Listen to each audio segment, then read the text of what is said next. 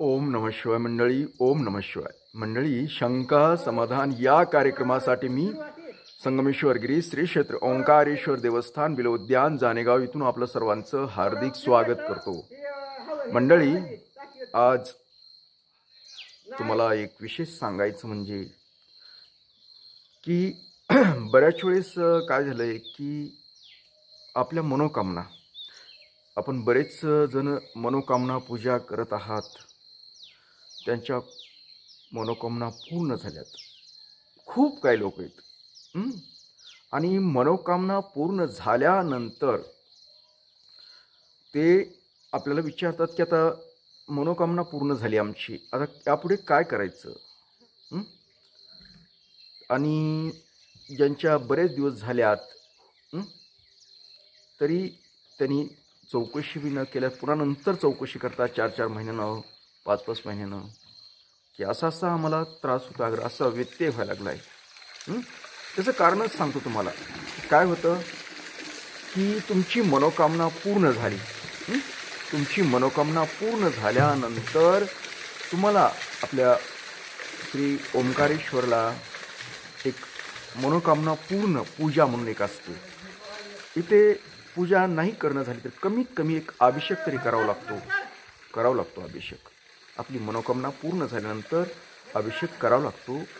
मी बऱ्याच व्हिडिओमध्ये पण सांगितलं की तुम्ही तुमची मनोकामना पूर्ण झाल्यानंतर तुम्हाला ती मोठी पूजा नाही करता आली तरी कमीत कमी अभिषेक करा की तुम्ही तुमची मनोकामना पूर्ण झाली याबद्दल.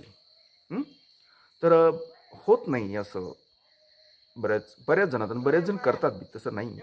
मग उद्याच्याला ते व्यत्यय होतो आणि मग अडचण निर्माण झाली की आम्हाला म्हणतात की तुम्ही आता असं होईल महाराज, तसं होईल, आता व्यत्यय होतोय. मग ही अशी तयारी केली. तुम्हाला माहिती असून बऱ्याच वेळेस मी व्हिडिओमध्ये सांगितलेलं आहे की तुम्ही तुमची मनोकामना पूर्ण झाल्यानंतर कमीत कमी अभिषेक तर करून घ्या. ती पूजा नाही करणार झाली तुमच्याच्यानं, कारण थोडीशी खर्चिक असते, मोठी पूजा येते, पण छोटा तरी अभिषेक करावा आपली मनोकामना पूर्ण झाली म्हणून. तर तुम्हाला सांगायचं का आहे की काल 2-4 फोन आले होते की आमची मनोकामना पूर्ण झालेली, मग आता पुढे त्या वाळूचं काय करायचं, तर पुढे काय करायची, पूजा चालू ठेवायची का नाही, या संदर्भात. त्यासाठी हे आज मी सांगतोय. जर आता समजा बऱ्याच ह्या मागच्या महिन्यामध्ये बऱ्याच लग्नाच्या संदर्भातल्या मनोकामना पूर्ण झालेल्या आहेत, त्यांचे लग्न पण झाले आहेत आता. आणि काही जणांची खूप महिन्यापूर्वी पण 6-7 महिन्यापूर्वी लग्न झालेले आहेत. त्यांनी मनोकामना पूर्ण पूजाही केलेल्या नाहीत, अभिषेक पण केलेले नाहीत. आणि आता ते फोन करून सांगतात की आम्हाला अशी अडचण येते, आमच्या प्रापंचिक जीवनात अशी अडचण येते. मग मी सांगितलं का तुम्ही मनोकामना पूजा केलेली नसते, पूर्ण झालेली, मग ते त्याच्यामुळे येऊ शकतात. आता तुम्ही त्याला काय करणार. तर असं करू नका. ज्यावेळेस तुमची मनोकामना पूर्ण पूजा होते त्यावेळेस इथं ओंकारेश्वरला कमीत कमी अभिषेक अथवा ती मनोकामना पूर्ण पूजा ही करवून घ्यावी, म्हणजे तुमच्या पुढील भविष्यातल्या अडचणी ही येणार नाही त्या संदर्भातल्या. आता वर्ष 6 महिन्यापूर्वी समजा लग्न झालेत आणि मग त्यांना वाटतं की आता आपल्याला संतती हवी. संतती म्हणजे जरा शक्यता कमी वाटते. मग म्हणतात की आम्हाला संतती होऊ ना गेली, अगर काय आता मला माहीत असतात ना. ज्यावेळेस त्यांनी लग्न आमचं झालं आहे हे सगळं कळवतात, सांगतात असं लोक. आणि मग आमच्या मेमरीत असतं, अगर आपल्याकडे रजिस्टर नोंद असते की यांची आपण पूजा सांगितली होती, त्यांची पूर्ण पूजा झालेली आहे.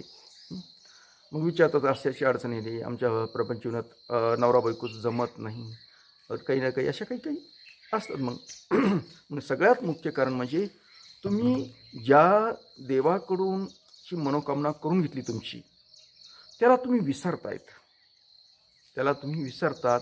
त्यामुळे तुमची जी समस्या अजून त्याच्यामध्ये दुसरी समस्या वाढवते.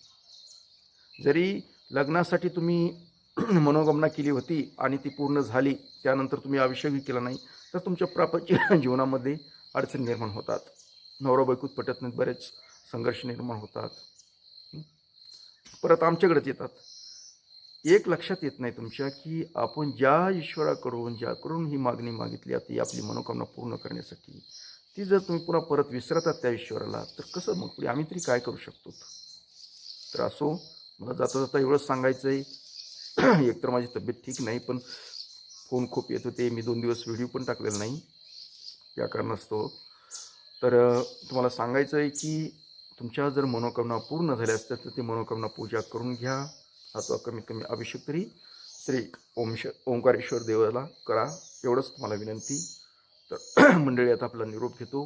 परत मी भेटणारच आहे उद्या सकाळी याच वेळी आणि याच ठिकाणी. तोपर्यंत मंडळी, ओम नमः शिवाय. जय हिंद, जय भारत.